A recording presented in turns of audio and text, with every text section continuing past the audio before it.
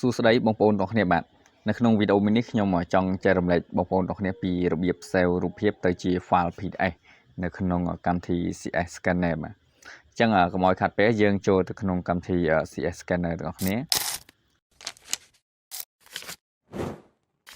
ញ្ចឹងនៅពេលមកដល់កន្លែងនេះបងប្អូនទាំងអស់គ្នារើសយកឯកសាររបស់បងប្អូនដែលចង់ save ជា file PDF បាទ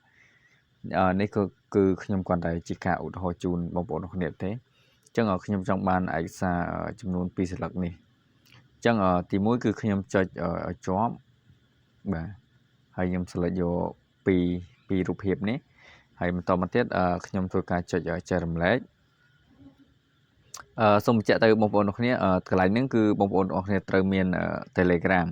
ទើបអាចធ្វើបានអញ្ចឹងនៅពេលដែលយើងចុចចែករំលែកហើយចុចកន្លែងនេះចែករំលែកជា PDF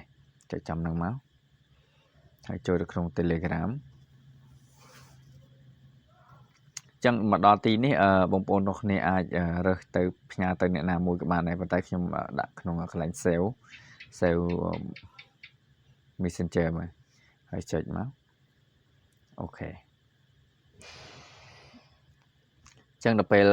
វាដើរពេញហើយយើងអាចឆែកមើលបានឥឡូវខ្ញុំឆែកមើលឯកសារមិញដែលខ្ញុំបាន save មិញ